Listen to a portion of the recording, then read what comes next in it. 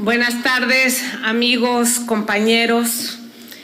Como siempre, me da muchísimo gusto estar aquí en mi estado y agradecer a nuestro gobernador por la invitación. Muchas gracias, gobernador, al secretario de Gobierno, nuestros diputados, a todos por esta invitación.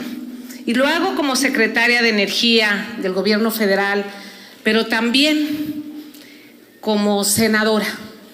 Tengo esta responsabilidad, doble responsabilidad de estar aquí, senadora electa con licencia, aquí con mi compañero Ricardo Agüed también, y comentarles, sí, Ricardo,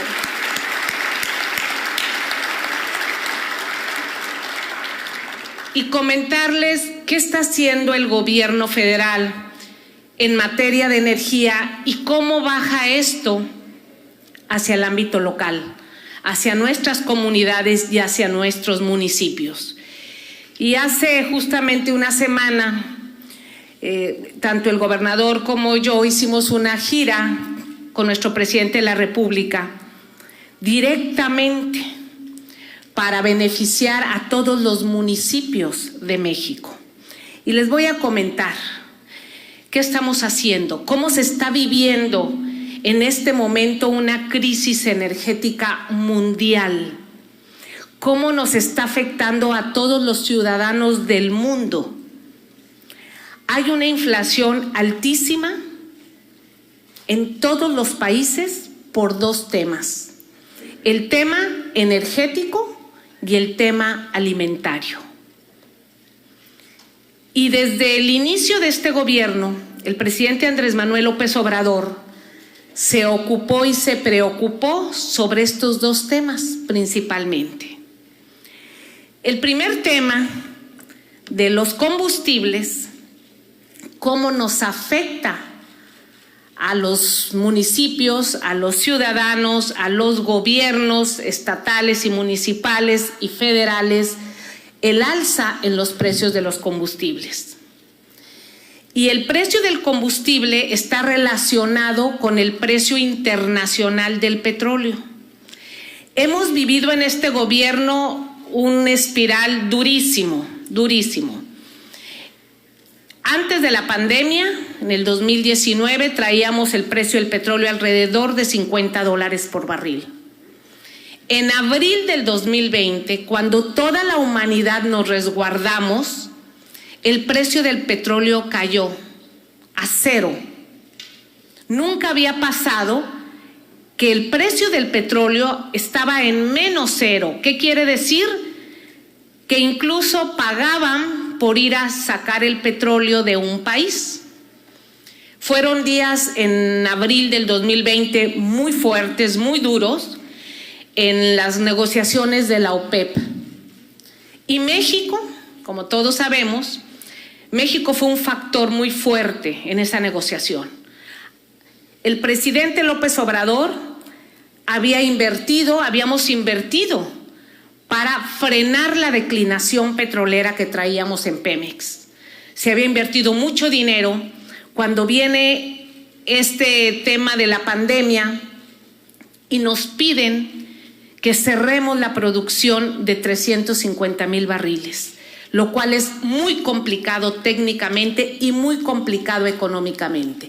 Fueron 3 días de negociación muy fuerte, todos los países productores aceptaron enseguida y los únicos que no aceptábamos éramos nosotros, porque significaba una gran pérdida productiva y económica para México y restituir esos 350,000 barriles era muy complicado. Fueron 3 días y al final la negociación fue exitosa. El acuerdo fueron 100,000 barriles nada más para reducir México por 2 meses.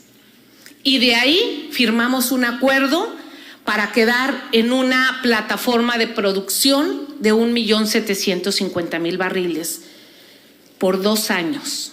Y lo estamos cumpliendo.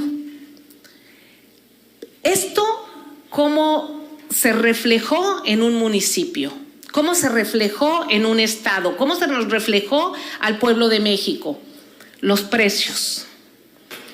Conforme iba pasando la pandemia, no pasado del todo, pero conforme pasamos esos meses tan difíciles, el petróleo fue restituyendo su valor hasta alcanzar un pico altísimo. Este año hemos traído el precio del petróleo arriba de los $100, pero esto también se refleja en el precio de las gasolinas. En todo el mundo el precio de las gasolinas está altísimo. En Estados Unidos está más alto que en México. El litro de gasolina ha estado en 35 pesos en Estados Unidos, mientras nosotros lo manteníamos a 21 pesos. ¿Y cómo hemos podido hacer esto? Porque esto tenemos que saberlo, cómo directamente a ustedes que son alcaldes o a nuestro gobernador, esto impacta o no impacta en la economía regional. Cuando se tienen excedentes petroleros, es decir, el Congreso de la Unión cada año en su presupuesto etiqueta y dice el precio del petróleo este año va a ser en promedio de $48. Este año es de $52. Sin embargo, el precio del petróleo está en 100. Tenemos excedentes petroleros. Parte de los excedentes petroleros estaban etiquetados para que vinieran a los estados. Por ley, así es. Sin embargo, el presidente tomó una determinación.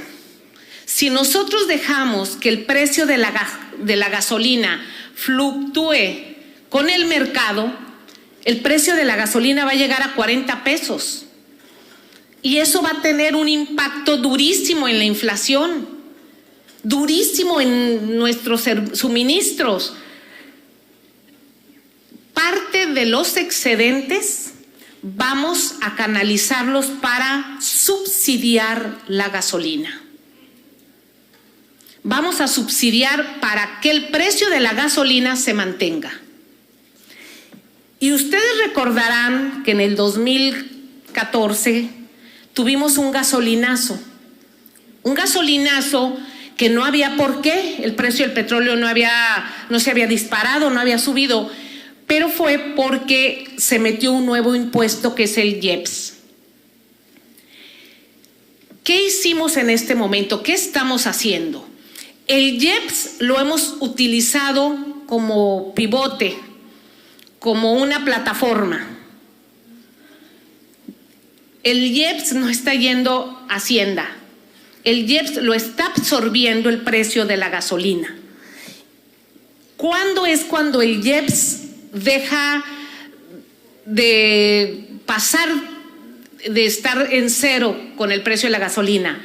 Cuando el precio del petróleo está en $91.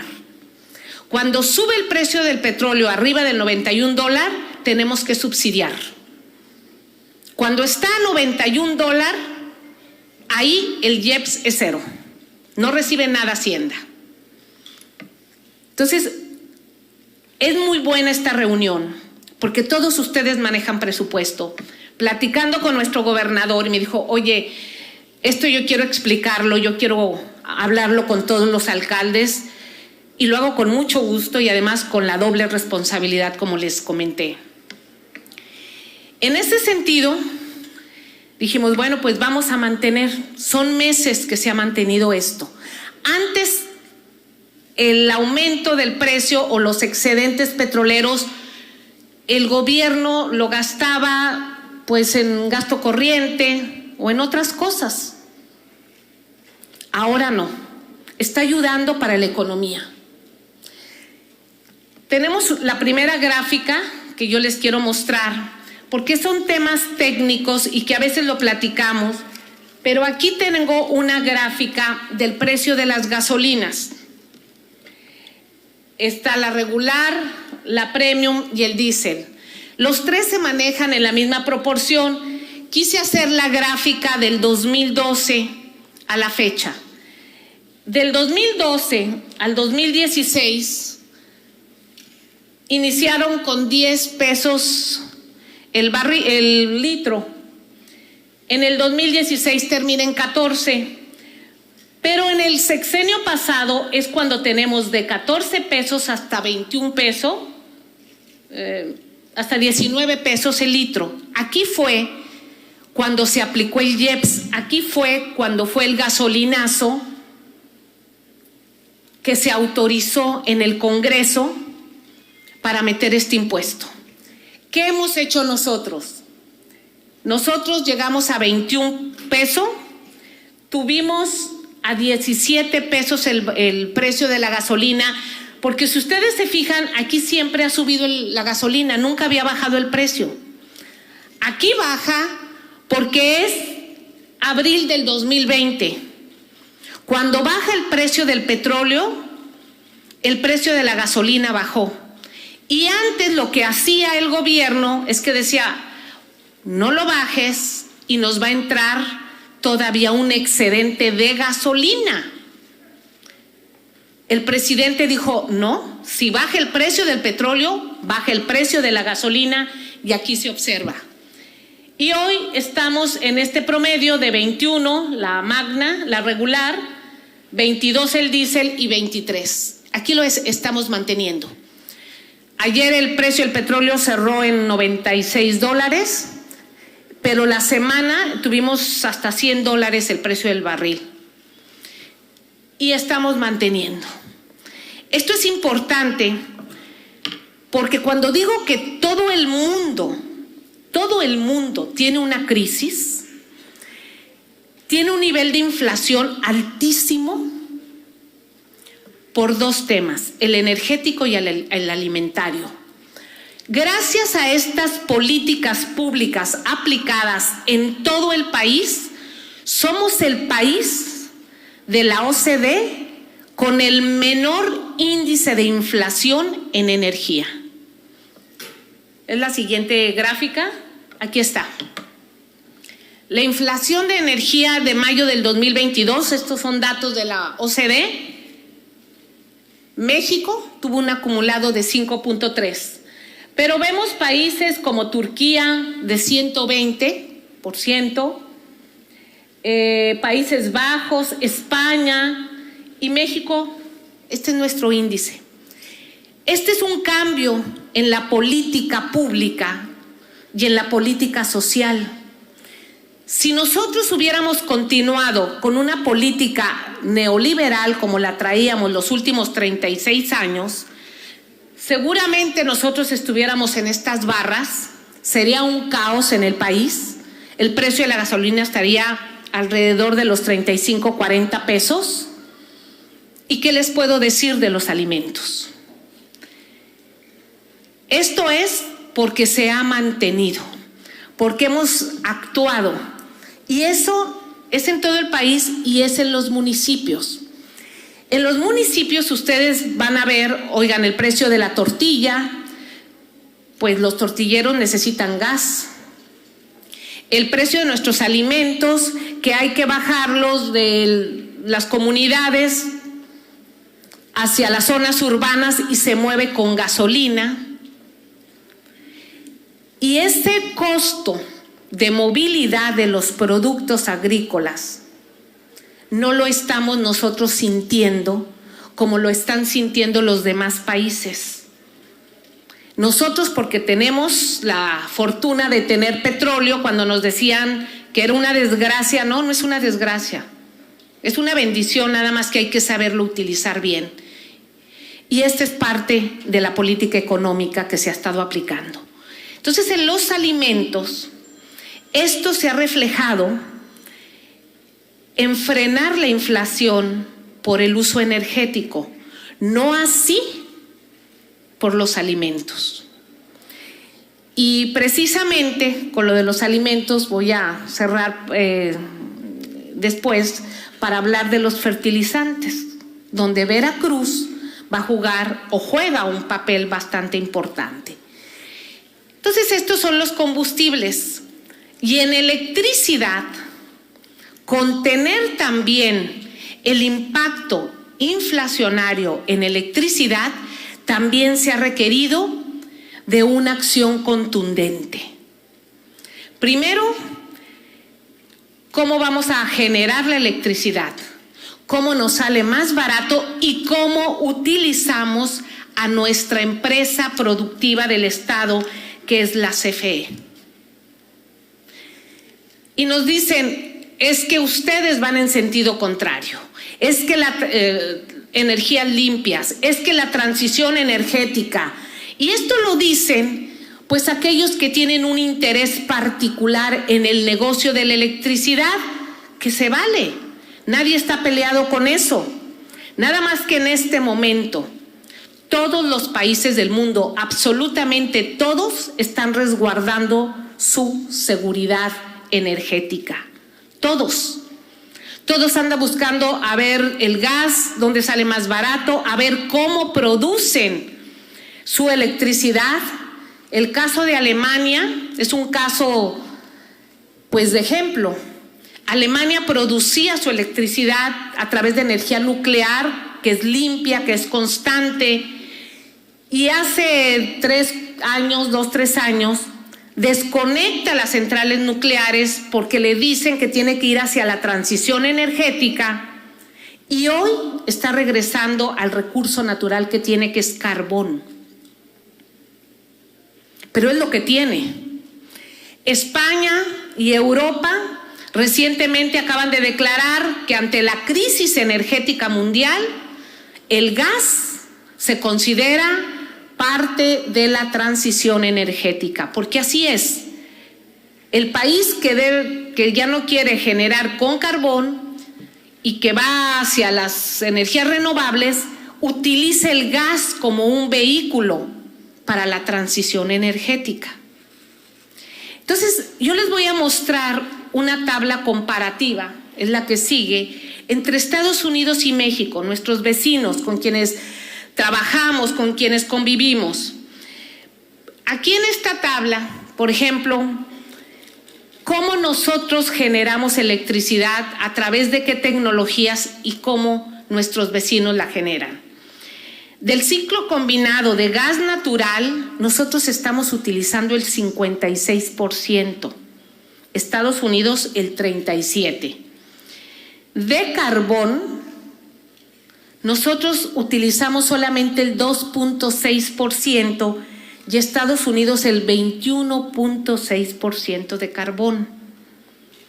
Y otros fósiles, que ahí entra diésel, que entra combustóleo, nosotros traemos 11% y ellos traen 0.7%.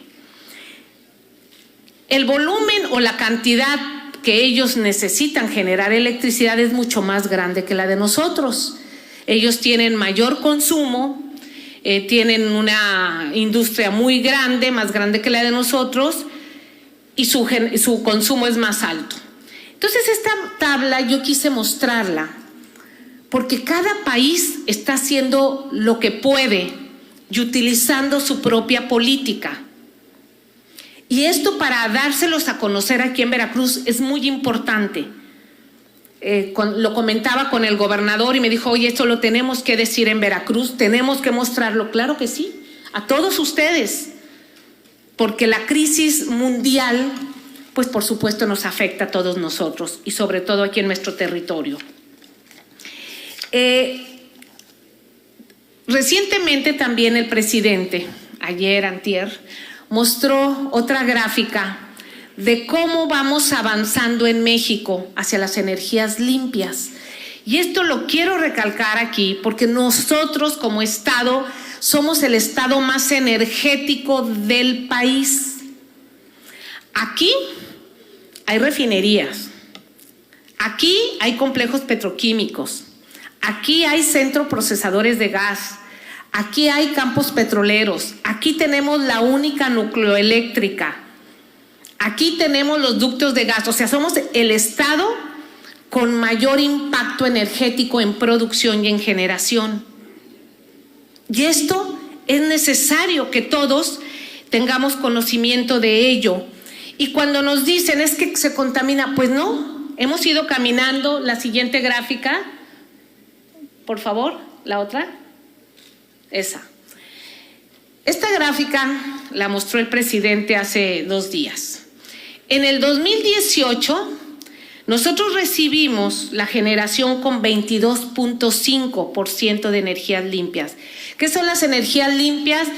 Pues aquellas que no utilizan residuos fósiles, y están las eólicas, las solares, la nuclear, la geotermia. Nosotros traemos en eso bioenergía el 22.5 en el 2018.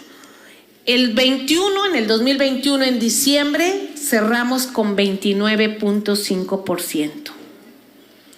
Estamos trabajando, aumentando la generación en nuestras hidroeléctricas y también tomando acciones de políticas públicas municipales y locales. Por ejemplo, aquí en Veracruz, a través de la gestión directamente de nuestro gobernador, se han aplicado 2 proyectos que son fondos federales muy importantes. El primer fondo, que se llama el FESUO, Fondo Servicio Universal Eléctrico, ese lo aplicamos a través de la CFE. Es un fondo que le llega directamente a la Secretaría de Energía y nosotros decidimos que fuera la CFE quien aplicara este recurso. ¿Por qué la CFE? Porque si se lo damos a una empresa, la empresa va, hace un trabajo y no la volvemos a ver. Pero la CFE no, ahí va a estar.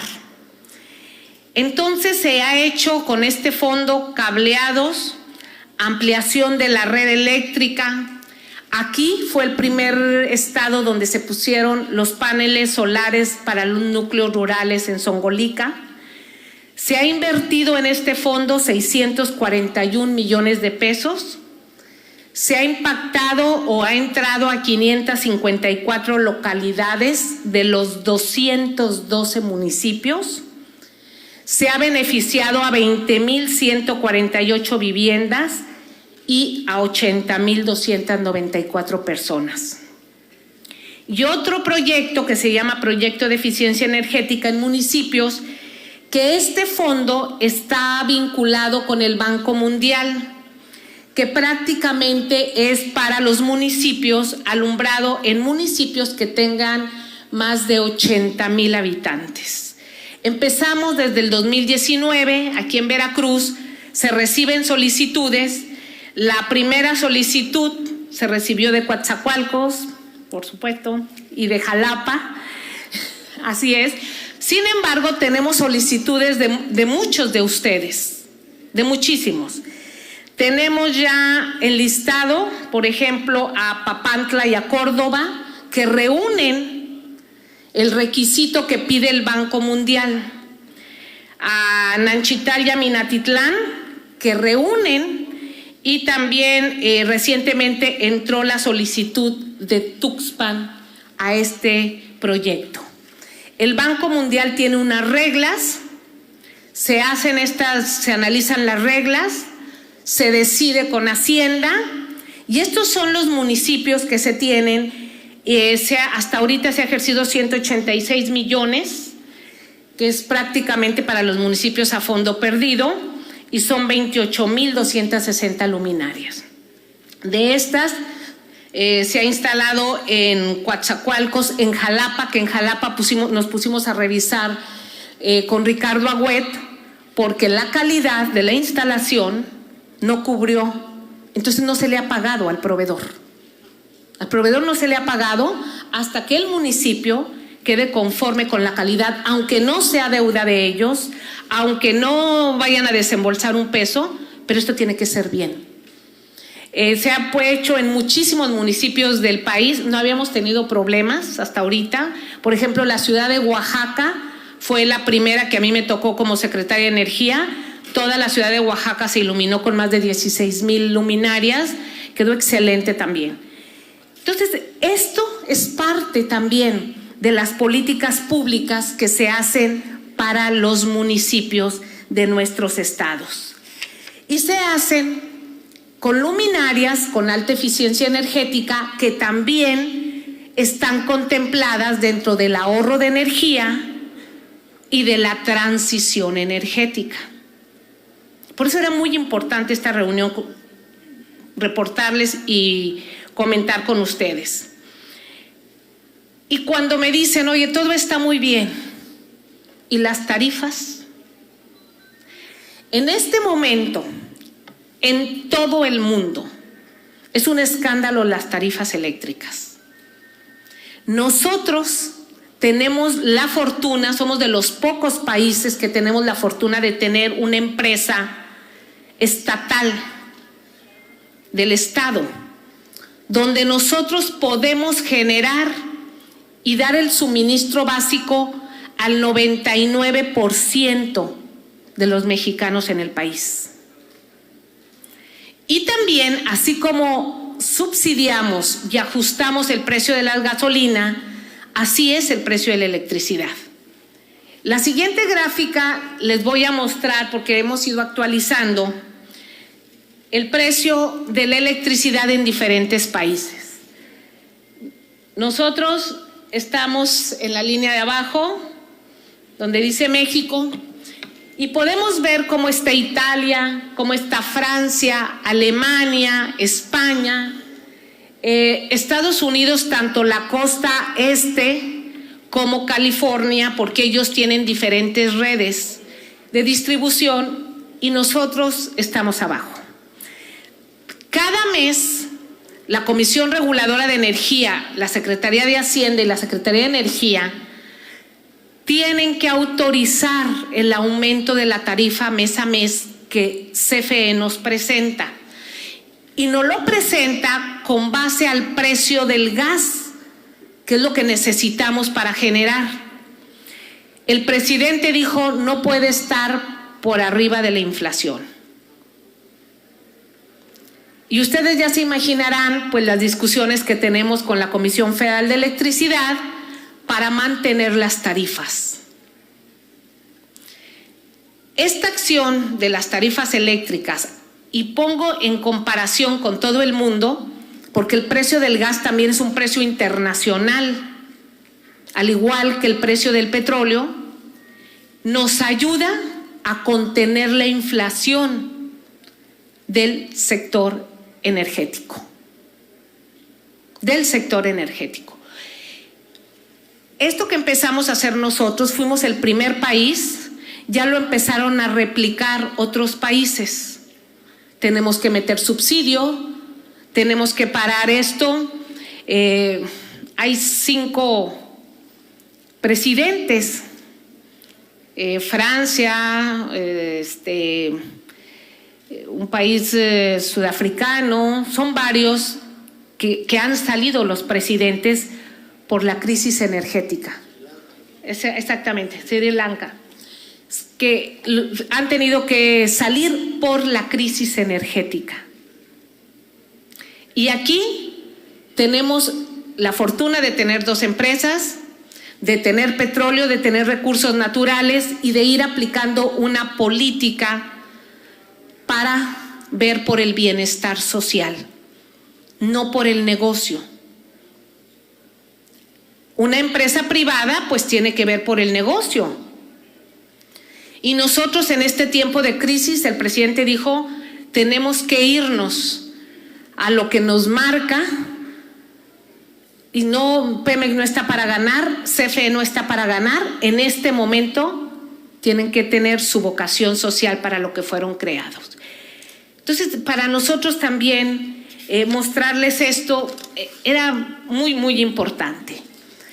Y la crisis alimentaria, si traemos dentro del 8.16% que traemos de inflación, que es una inflación alta, y que somos de los más bajos, ya se imaginarán cómo están otros países, pues la energía traíamos 0.6, creo que ahorita traemos 0.8.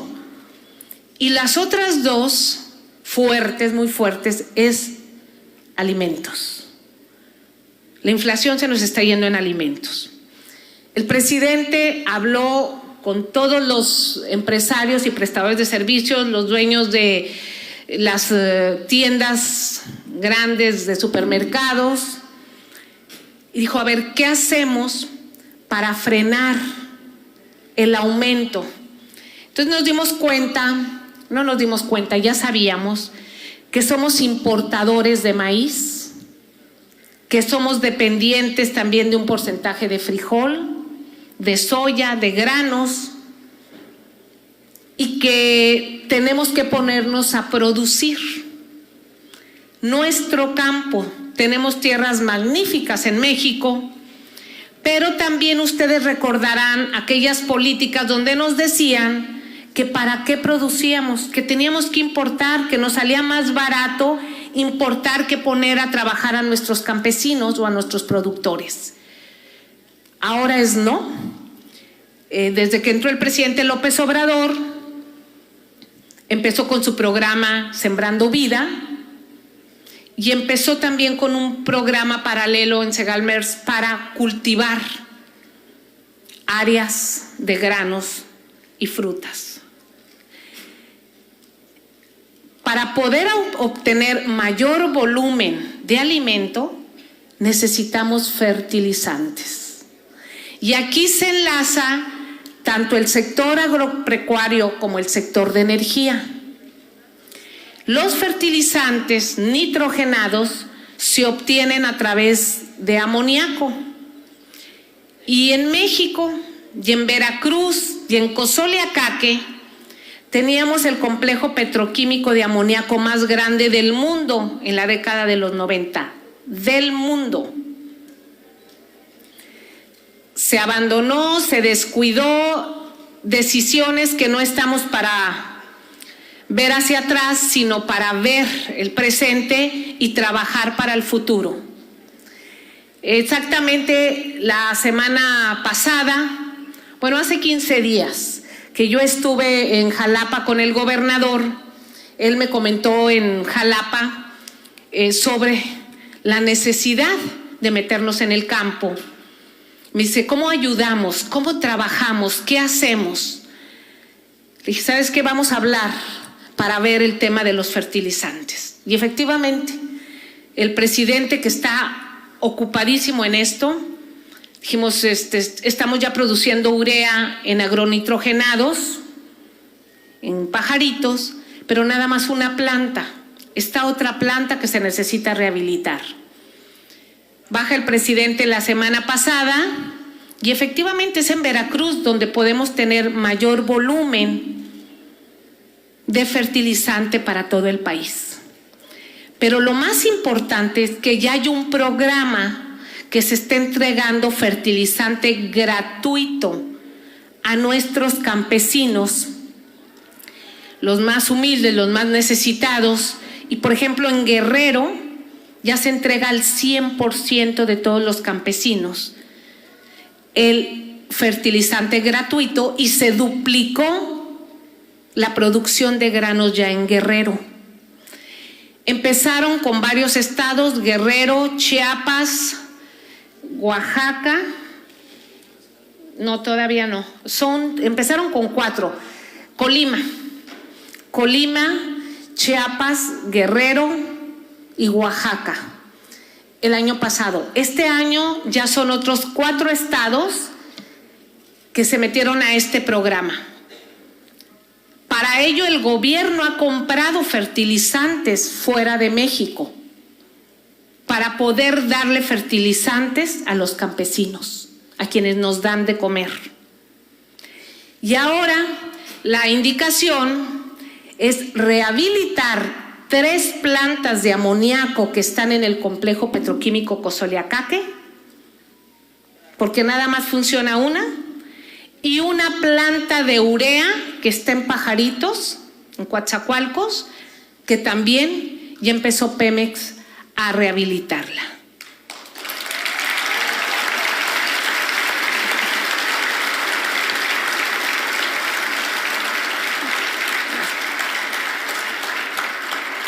Y el presidente visitó también la zona norte. ¿Qué se necesita para producir amoníaco? Nada más se necesita gas, agua y aire. Entonces, nosotros analizamos con los técnicos de Pemex, si en Tuxpan llega el gas que viene de Estados Unidos, porque ahí tenemos un ducto que llega directo a Tuxpan, pues vamos a rehabilitar, vamos a hacer plantas de amoníaco y de urea también en el norte. y se encontró con que el complejo Escolín, que está en Poza Rica, son instalaciones de Pemex que están ahí, desocupadas, y que ahí se puede instalar plantas de amoníaco y de urea. Está en análisis.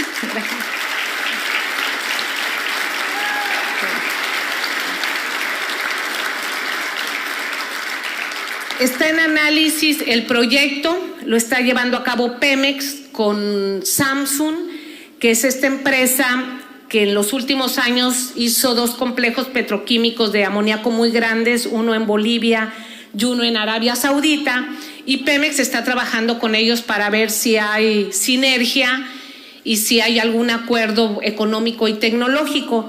Ahí sí, tanto el presidente como una servidora dijimos, muy bien Pemex, pero tenemos prisa porque el conflicto entre Rusia y Ucrania se va a alargar. ¿Y quién es el país que produce más fertilizante en todo el mundo? Ucrania. Ucrania es el país que produce más fertilizante en todo el mundo.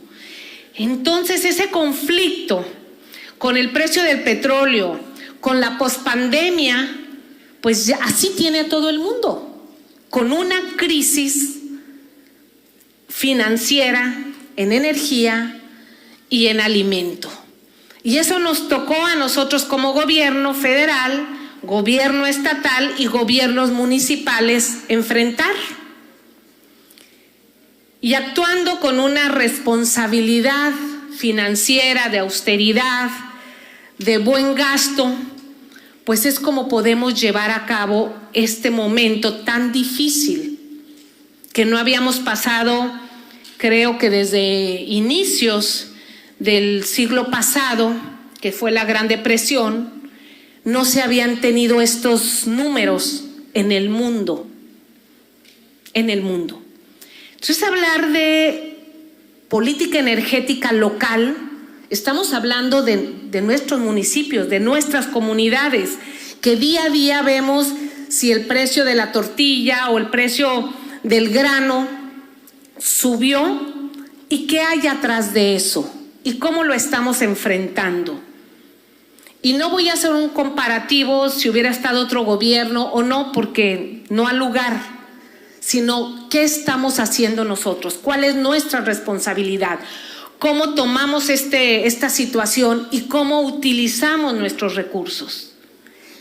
Para mí es muy importante tener este diálogo, que ustedes sepan cómo estamos todos trabajando, cómo hacemos la sinergia de apoyo mutuo entre el gobierno federal, el gobierno estatal y los municipios, cómo caminamos juntos, cómo somos un gobierno que no estamos nada más en las alturas, sino que somos un gobierno que tenemos que caminar a ras de piso, porque ahí es a donde nos debemos, a servir a la gente, a trabajar ahí. Esta es la situación y tenemos un plan a diciembre del 2022. El gobernador nos presentó unas peticiones del sector de energía, a Pemex, a CFE, a la Secretaría de Energía, para el siguiente año. Mañana tenemos una reunión aquí en Veracruz, vienen los directores de CFE, de transmisión, de distribución, de suministro básico, y vamos a tener una reunión de trabajo aquí en Veracruz con la gente de la CFE, el gobernador y una servidora, para analizar los 212 municipios. ¿Por qué? Porque somos un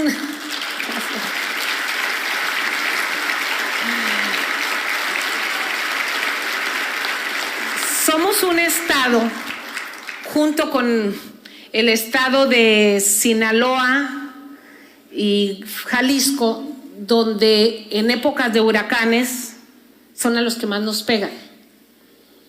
Entonces nosotros cada año tenemos afectaciones en las líneas de transmisión y de distribución en nuestros municipios, porque estamos ubicados aquí en el Golfo de México y tenemos los mejores trabajadores de electricidad del mundo, Cuando decimos que en 6, 8, 10 horas después de un huracán se restablece la electricidad, miren, en Estados Unidos en los huracanes tardan bastantito.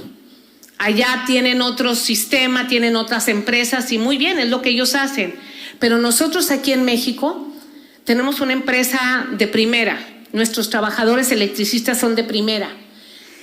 El gobernador me dice, a ver, cada año tenemos esto, nunca se había hecho en Veracruz esta planeación que nos pidió de revisar con anticipación cómo podemos prepararnos previo a los huracanes, porque los huracanes van a seguir llegando, vamos a seguir teniendo impacto, pero cómo los municipios, sobre todo, pues son todos, desde las Chuapas hasta Pánuco, nos afecta cuando tenemos estas inclemencias del tiempo. Entonces, también vamos a trabajar en esto mañana.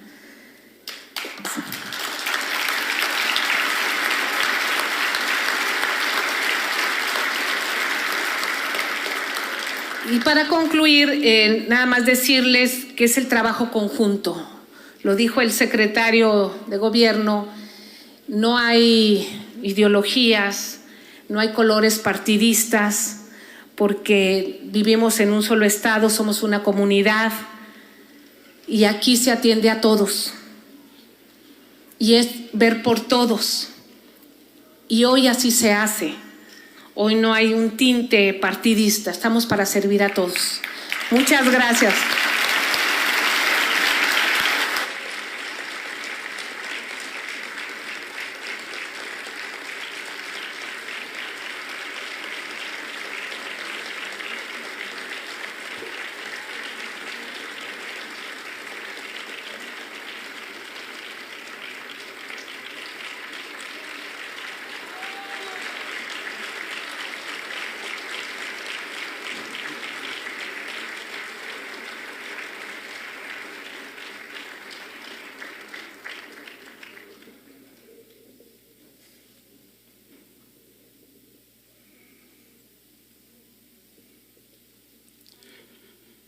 De esta manera